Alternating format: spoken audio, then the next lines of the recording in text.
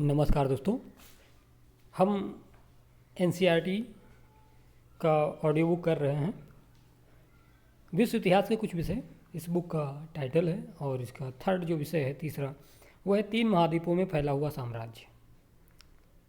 3 महाद्वीपों में फैला हुआ साम्राज्य। रोम साम्राज्य दूर दूर तक फैला हुआ था। इसके विशाल राज्य क्षेत्र में आज का अधिकांश यूरोप और उर्वर अर्धचंद्राकार यानी पश्चिमी एशिया था।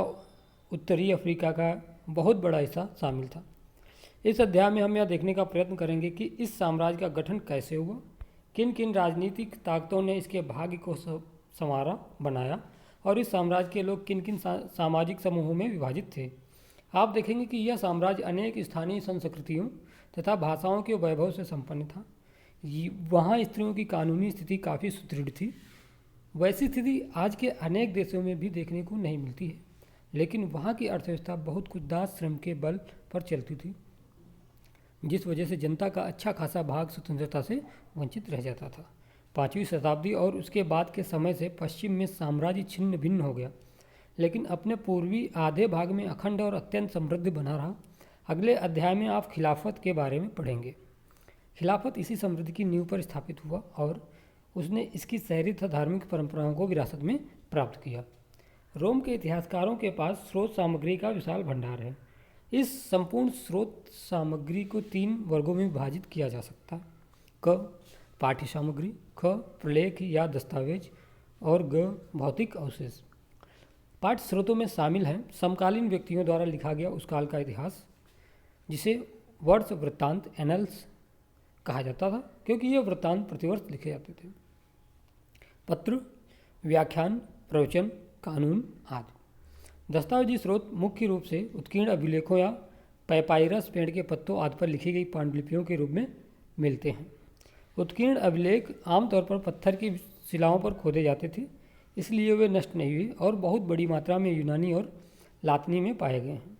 पैपायरस एक सरकंडा जैसा पौधा था जो मिस्र में नील नदी के किनारे उगा करता था और उसी से लेखन सामग्री तैयार की जाती थी। रोज़मर्रा की ज़िंदगी में उसका व्यापक इस्तेमाल किया जाता था। हजारों की संख्या में संविदा पत्र, लेख, संवाद पत्र और सरकारी दस्तावेज आज भी पैपायरस पत्र पर लिखे हुए पाए गए हैं और पैपायरोलॉजिस्ट यानी पैपायरस शास्त्री कहे जाने वाले विद्वानों द्वारा प्रकाशित किए गए हैं। भौतिक अवशेषों में अनेक प्रकार की चीज़ें शामिल हैं जो मुख्य रूप से पुरातत्वविदों यानी कि खुदाई और क्षेत्र सर्वेक्षण आदि के जरिए अपनी खोज में मिलती हैं, जैसे इमारतें, स्मारक और अन्य प्रकार की संरचनाएं, मिट्टी के बर्तन, सिक्के, पच्चीकारी का सामान, यहाँ तक कि संपूर्ण भूदृश्य जैसे हवाई छायांकन द्वारा प्राप्त। इनमें से प्रत्येक स्रोत हमें अतीत के बारे में एक प्रकार की ही जानकारी देते हैं। इन जानकारी को मिलाकर देखना अत्यंत उपयोगी हो सकता है, लेकिन कितनी अच्छी तरह से इतिहासकार इन स्रोतों के तथ्यों में अंतर संबंध बनाता है, यह उसकी कुशलता पर निर्भर करता है। ईसा मसीह के जन्म से लेकर 7वीं शताब्दी के पूर्वार्ध में 630 के दशक तक की अवधि में अधिकांश यूरोप, उत्तरी अफ्रीका और मध्य पूर्व तक के विशाल क्षेत्र में 2 सशक्त साम्राज्यों का शासन था। ये 2 साम्राज्य रोम और ईरान के थे। रोम तथा ईरान के लोग आपस में प्रतिद्वंदी थे और अपने इतिहास के अधिकांश काल में आपस में लड़ते रहे। उनके साम्राज्य एक दूसरे के बिल्कुल पास थे। उन्हें भूमि की एक संकरी पट्टी जिसके किनारे फरात नदी बहा करती थी अलग करती थी। इस अध्याय में हम रोम के साम्राज्य के बारे में पढ़ेंगे, मगर कहीं कहीं प्रसंगवश रोम के प्रतिद्वंदी ईरान का भी उल्लेख करते रहेंगे। यदि आप नीचे दिए गए मानचित्र पर नज़र डालेंगे तो देखेंगे कि यूरोप और अफ्रीका के महाद्वीप एक समुद्र द्वारा एक दूसरे को अलग किए हुए हैं, जो पश्चिम में स्पेन से लेकर पूर्व में सीरिया तक फैला हुआ है। इस समुद्र को भूमध्य सागर कहा गया है। ओके, यहाँ पर दिया हुआ है। और यह उन दिनों रोम साम्राज्य का हृदय था। रोम का भूमध्य सागर और उत्तर तथा दक्षिण की दोनों दिशाओं में सागर के आसपास स्थित सभी प्रदेशों पर प्रभुत्व था।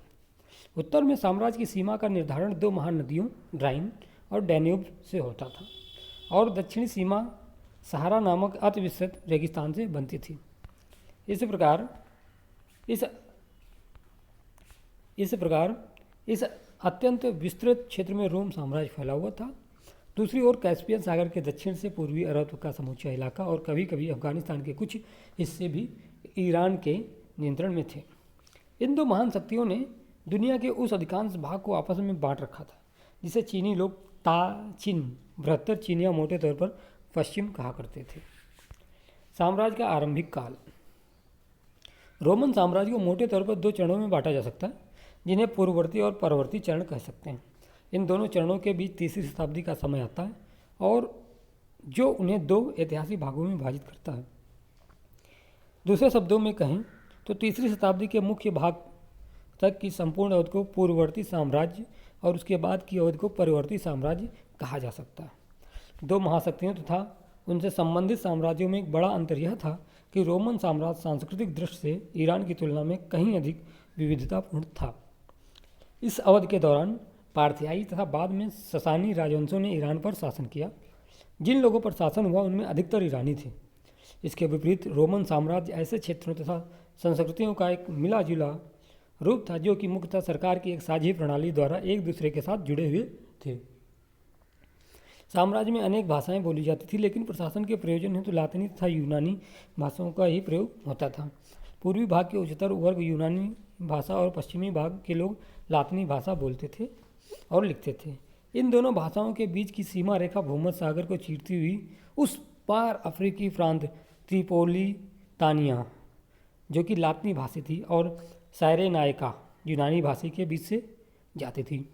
जो लोग साम्राज्य में रहते थे वे सभी एकमात्र शासक यानी सम्राट की ही प्रजा थे, चाहे वे कहीं भी रहते हों और कोई भी भाषा बोलते हों।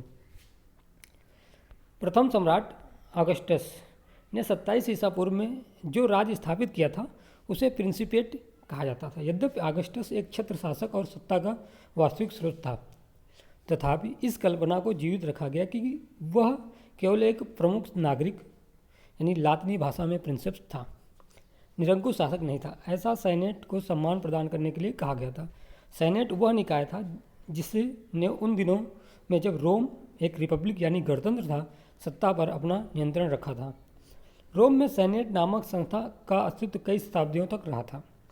वह एक ऐसी संस्था थी जिसमें कुलीन एवं अभिजात वर्गों यानी मुख्यतः रोम के धनी परिवारों का प्रतिनिधित्व था, लेकिन आगे चलकर इसमें इतालवी मूल के जमींदारों को भी शामिल कर लिया गया था। रोम के इतिहास की अधिकांश पुस्तकें जो आज यूनानी तथा लातिनी में ज़्यादातर लिखी मिलती हैं, इन्हीं लोगों द्वारा लिखी गई थी। इन पुस्तकों से यह बात स्पष्ट हो जाती है कि सम्राटों की परख इस बात से की जाती थी कि वे सेनेट के प्रति किस तरह का व्यवहार रखते थे। सबसे बुरे सम्राट वे माने जाते थे जो सेनेट के सदस्यों के प्रति शत्रुतापूर्ण व्यवहार करते थे और उनको शक की नज़र से देखते थे या फिर उनके साथ क्रूरता व हिंसा करते थे। कई सेनेटर गणतंत्र युग में लौटने के लिए तरसते थे, किंतु अधिकतर सेनेटरों को यह एहसास जरूर हो गया था कि यह असंभव है। यहाँ पर एक डेफिनेशन दिया हुआ है, परिभाषा गणतंत्र। इस साम्राज्य में गणतंत्र रिपब्लिक एक ऐसी शासन व्यवस्था थी जिसमें वास्तविक सत्ता सेनेट नामक निकाय में निहित थी। सेनेट में धनवान परिवारों के एक छोटे से समूह का बोलबाला रहता था जिन्हें अभिजात कहा जा सकता है।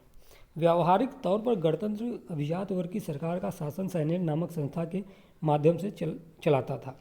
गणतंत्र 509 ईसा पूर्व से 27 ईसा पूर्व तक चला, लेकिन 27 ईसा पूर्व में जूलियस सीजर के दत्तक पुत्र था उत्तराधिकारी ऑक्टेवियन ने उसका तख्ता पलट दिया और सत्ता अपने हाथ में ले ली और ऑगस्टस नाम से रोम का सम्राट बन बैठा। सेनेट की सदस्यता जीवन भर चलती थी और उसके लिए जन्म की अपेक्षा धन और पद प्रतिष्ठा को अधिक महत्व दिया जाता था।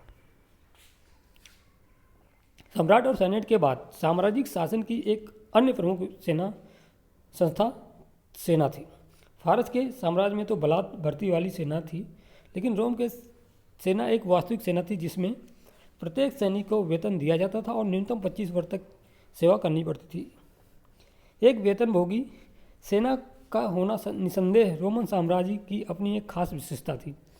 सेना साम्राज्य में सबसे बड़ा एकल संगठित निकाय थी जिसमें 4वीं शताब्दी तक 6 लाख सैनिक थे और उसके पास निश्चित रूप से सम्राटों का भाग्य निर्धारित करने की शक्ति थी। सैनिक बेहतर वेतन और सेवा शर्तों के लिए लगातार आंदोलन करते रहते थे। यदि सैनिक अपनी सेनापतियों और यहाँ तक कि सम्राट द्वारा निराश महसूस करते थे तो ये आंदोलन प्रायः सैनिक विद्रोह का रूप ले लेते थे। यह भी ध्यान रहे कि रोम सेना की जो तस्वीर हमारे सामने पेश की गई है वह उन इतिहासकारों द्वारा तैयार की गई थी जो सेनेट के प्रति सहानुभूति रखते थे। सेनेट सेना से घृणा करती थी और उससे डरती थी क्योंकि वह प्रायः अप्रत्याशित हिंसा का स्रोत थी। विशेष रूप से तीसरी शताब्दी की तनावपूर्ण परिस्थितियों में जब सरकार को अपने बढ़ते हुए सैन्य खर्चे को पूरा करने के लिए भारी कर लगाने पड़े थे। संक्षेप में, सम्राट, अभिजात वर्ग और सेना साम्राज्य के राजनीतिक इतिहास में 3 मुख्य खिलाड़ी थे। अलग अलग सम्राटों की सफलता इस बात पर निर्भर करती थी कि वे सेना पर कितना नियंत्रण रख पाते हैं, और जब सेनाएं विभाजित हो जाती थी तो इसका परिणाम सामान्यतः गृह युद्ध होता था। एक ऐसे वर्ष 69 ईस्वी को छोड़कर जब एक के बाद कुल मिलाकर 4 सम्राट गद्दी पर बैठे। पहली 2 शताब्दियों में कोई गृह युद्ध नहीं हुआ और अपेक्षाकृत शांति बनी रही। सिंहासन यथासंभव पारिवारिक वंशक्रम पर आधारित था। पिता का राज्य पुत्र को मिलता था, चाहे यह नैसर्गिक हो अथवा ग्रहण किया हो वह उत्तराधिकारी दत्तक, और सेना भी इस सिद्धांत को पूरी तरह से मानती थी। उदाहरणार्थ, टिबेरियस 14 से 37 ईस्वी, जो रोम सम्राटों की लंबी कतारों में दूसरा था। प्रिंसिपेट की स्थापना करने वाले अगस्टस का अपना पुत्र नहीं था, किंतु सत्ता का सहज परिवर्तन सुनिश्चित करने के लिए अगस्टस ने उसे गोद ले लिया था। प्रथम 2 शताब्दियों में अन्य देशों के साथ युद्ध भी बहुत कम हुए। अगस्टस से टिबेरियस द्वारा प्राप्त किया गया साम्राज्य पहले ही इतना लंबा चौड़ा था, इसमें और अधिक विस्तार करना अनावश्यक प्रतीत होता था। वास्तव में अगस्टस का शासनकाल शांति के लिए याद किया जाता है क्योंकि इस शांति का आगमन दशकों तक चले आंतरिक संघर्ष और सदियों की सैनिक विजय के पश्चात हुआ था। साम्राज्य के प्रारंभिक विस्तार में एकमात्र अभियान सम्राट त्राजान ने 113 से 17 ईस्वी में चलाया, जिसके द्वारा उसने फरात नदी के पार के क्षेत्रों पर निरर्थक कब्जा कर लिया था, लेकिन उसके उत्तराधिकारियों ने उन इलाकों को छोड़ दिया था। ठीक, सम्राट त्राजान का स्वप्न, भारत की विजय। तत्पश्चात भयंकर भूकंप से पीड़ित एंटियोक में सर्दियों के बाद 116 में त्राजान फरात नदी के रास्ते आगे की ओर बढ़ता हुआ पार्थियन की राजधानी टेशीफोन तक चला गया और वहाँ फिर फारस की खाड़ी के सिरे पर पहुँच गया। इतिहासकार कैसियस डियो के अनुसार वहाँ पर भारत की ओर जाने वाले किसी वाणिज्यिक पोत को लालायित नज़रों से देख रहा था और चाह रहा था कि काश वह सिकंदर जैसा जवान होता। इस काल की एक विशेष उपलब्धि यह रही कि रोमन साम्राज्य के प्रत्यक्ष शासन का क्रमिक रूप से काफ़ी विस्तार हुआ। इसके लिए अनेक आश्रित राज्यों को रोम के प्रांतीय राज्य क्षेत्र में मिला लिया गया। निकटवर्ती पूर्व ऐसे राज्यों में से भरा पड़ा था, लेकिन दूसरी शताब्दी के प्रारंभिक वर्षों तक जो राज्य फरात नदी के पश्चिम में पड़ते थे उन्हें भी रोम द्वारा हड़प लिया गया। प्रासंगिक तौर पर यह उल्लेखनीय है कि ये राज्य अत्यंत समृद्ध थे। उदाहरण के लिए हेराड के राज्य से प्रतिवर्ष 54 लाख दीनारियस के बराबर आमदनी होती थी। दीनारियस रोम का एक चांदी का सिक्का होता था जिसमें लगभग 4.5 ग्राम विशुद्ध चांदी होती थी। वास्तव में इटली के सिवाय, जिसे उन शताब्दियों में प्रांत नहीं माना जाता था, साम्राज्य के सभी क्षेत्र प्रांतों में बटे हुए थे और उनसे कर वसूला जाता था। दूसरी शताब्दी में जब रोम अपने चरमोत्कर्ष पर था, रोमन साम्राज्य स्कॉटलैंड से आर्मेनिया की सीमाओं तक और सहारा से फरात और कभी कभी उससे भी आगे तक फैला हुआ था। यह सच है कि उन दिनों शासन व्यवस्था को चलाने के लिए उनकी सहायतार्थ आज जैसी कोई सरकार नहीं थी। तो फिर यह प्रश्न उठता है कि सम्राटों के इतने लंबे चौड़े और तरह तरह के इलाकों पर नियंत्रण रख पाना कैसे संभव हुआ, जिनकी आबादी दूसरी शताब्दी के मध्य में लगभग 6 करोड़ तक पहुंच गई थी। इस प्रश्न का उत्तर साम्राज्य के शहरीकरण में खोजा जा सकता है। संपूर्ण राज्य में दूर दूर तक अनेक नगर स्थापित किए गए थे, जिनके माध्यम से समस्त साम्राज्य पर नियंत्रण रखा जाता था। भूमध्य सागर के तटों पर स्थापित बड़े शहरी केंद्र कार्थेज, सिकंदरिया तथा एंटियोक इनमें सबसे बड़े थे। साम्राज्यिक प्रणाली के मूल आधार थे। इन्हीं शहरों के माध्यम से सरकार प्रांतीय ग्रामीण क्षेत्रों पर कर लगाने में सफल हो पाती थी, जिनसे साम्राज्य को अधिकांश धन संपदा प्राप्त होती थी। इसका अर्थ यह हुआ कि स्थानीय उच्च वर्ग रोमन साम्राज्य को कर वसूली और अपने क्षेत्रों के प्रशासन के कार्य में सक्रिय सहायता देते थे। इटली और अन्य प्रांतों के बीच सत्ता का आकस्मिक अंतरण वास्तव में रोम के राजनीतिक इतिहास का एक अत्यंत रोचक पहलू रहा।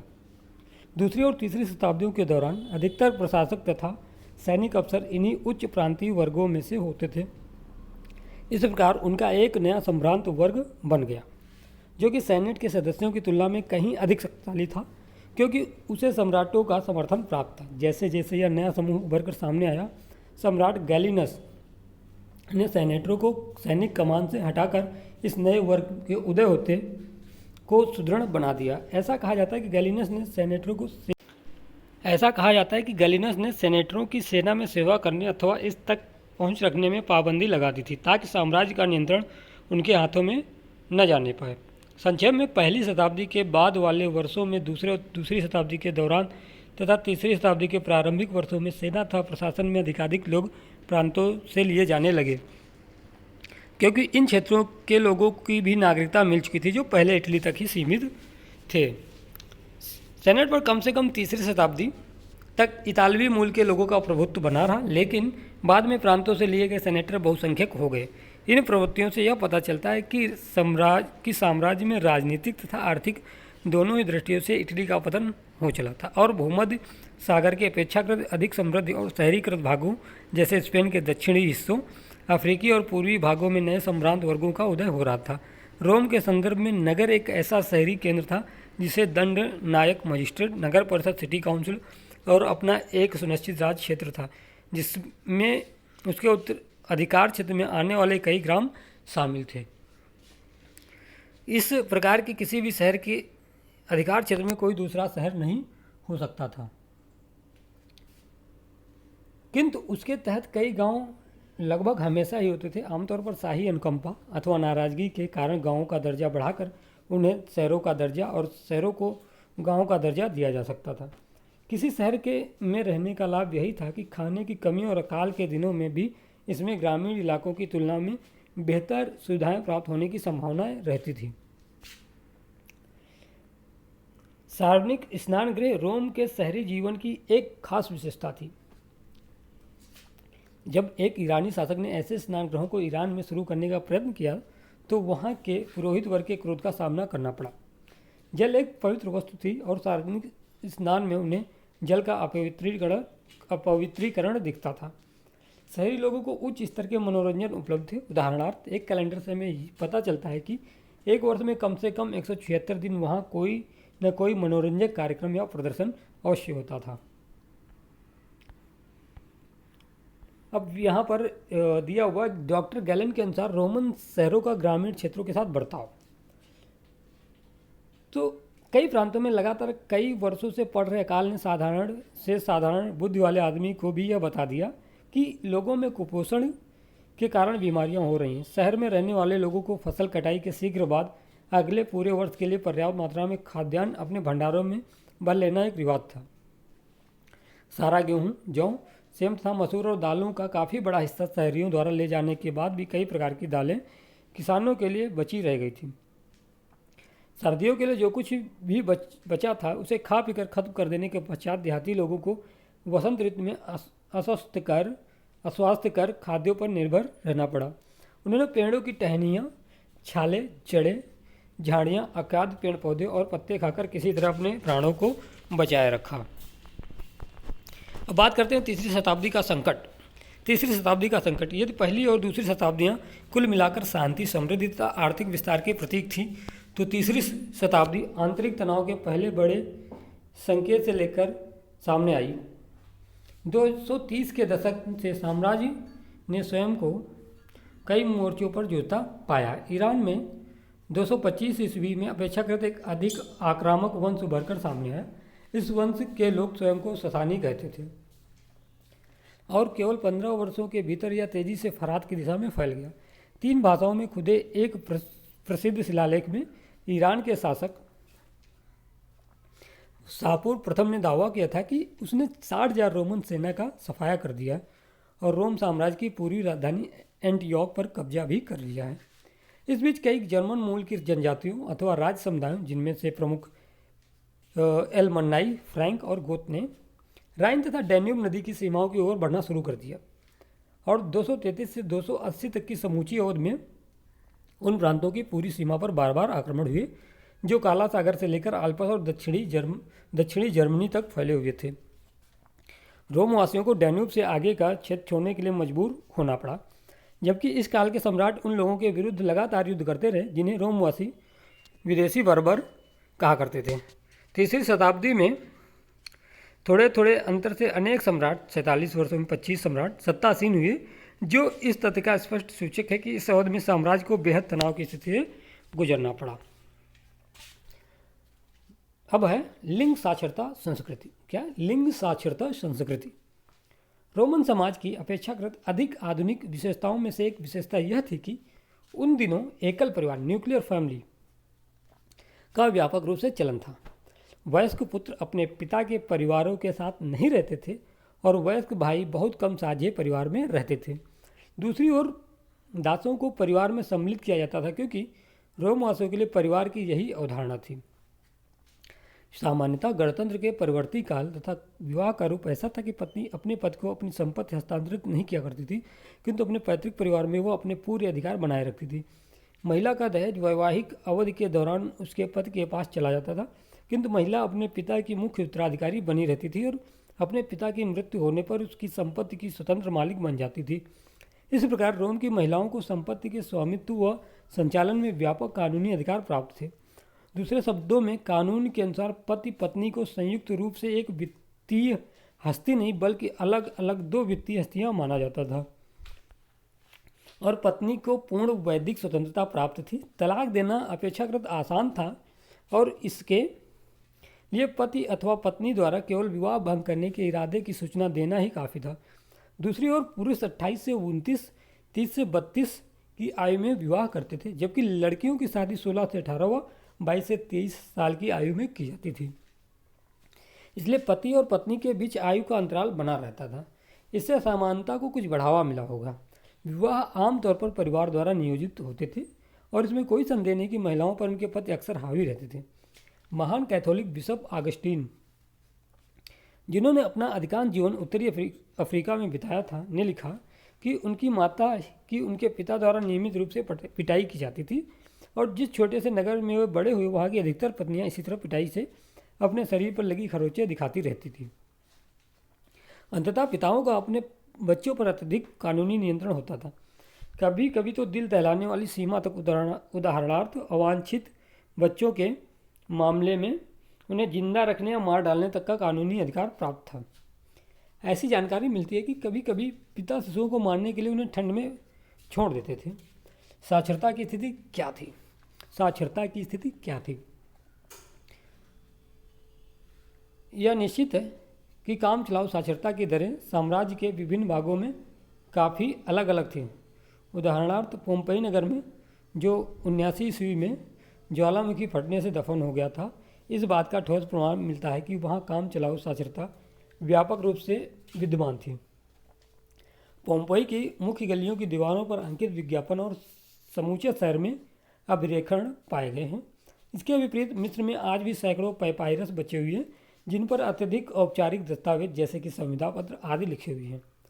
ये दस्तावेज आमतौर पर व्यावसायिक लिपिकों द्वारा लिखे जाते थे। ये दस्तावेज अक्सर हमें यह बताते हैं कि अमुक व्यक्ति क अथवा ख पढ़ या लिख नहीं सकता, किंतु यहाँ की साक्षरता निश्चित रूप से कुछ वर्गों के लोगों में अपेक्षाकृत अधिक व्यापक थी, जैसे कि सैनिकों, फौजी अफसरों और संपदा प्रबंधकों में। रोमन साम्राज्य में सांस्कृतिक विविधता कई रूपों एवं स्तरों पर दिखाई देती थी, जैसे धार्मिक संप्रदायों तथा स्थानीय देवी देवताओं की भरपूर विविधता, बोलचाल की अनेक भाषाएं, वेशभूषा की विविध शैलियाँ, तरह तरह के भोजन, सामाजिक संगठनों के रूप, जनजाति और अन्य। यहाँ तक कि उनकी बस्तियों में के अनेक रूप अरामाइक निकटवर्ती पूर्व, कम से कम फरात के पश्चिम में का प्रमुख भाषा समूह था। मिस्र में कॉप्टिक, उत्तरी अफ्रीका में प्यूनिक तथा बर्बर और स्पेन तथा उत्तर पश्चिमी में कैटलिटिक भाषा बोली जाती थी, परंतु इनमें बहुत सी भाषाएं संस्कृतियाँ पूर्णतः मौखिक थीं कि वे कम से कम कब तक मौखिक रही जब तक उनके लिए एक लिपि का आविष्कार नहीं किया गया। उदाहरणार्थ आर्मीनियाई भाषा लिखना भी बहुत देर तक के देर बाद 5वीं शताब्दी में शुरू हुआ। हालांकि 3वीं शताब्दी के मध्य तक बाइबिल का कॉप्टिक भाषा में अनुवाद हो चुका था। कई स्थानों पर लातिनी भाषा के प्रसार ने उन भाषाओं के लिखित रूप का स्थान ग्रहण कर लिया जिनका पहले से ही व्यापक प्रसार था। ऐसा विशेष रूप से केल्टिक भाषा के साथ हुआ, जिसका लिखा जाना प्रथम शताब्दी के पश्चात बंद ही हो गया। दोस्तों, ये ऑडियो बुक को आप ज़्यादा से ज़्यादा लाइक, शेयर और सब्सक्राइब जरूर करें, क्योंकि हम लगातार ऐसे ही ऑडियो लेकर आते रहेंगे जिसे आप कोई भी काम करते वक्त आसानी से सुन सकते हैं। आपको यहाँ न देखना है न लिखना है, सिर्फ सुनना है। श्रवण शक्ति से, सुनने से भी आपकी जो मेमोरी होती है, याददाश्त बढ़ती है। आप सुनेंगे तो आपको याद रहेगा। ज़्यादा से ज़्यादा इसको लाइक, शेयर और सब्सक्राइब जरूर करें। धन्यवाद।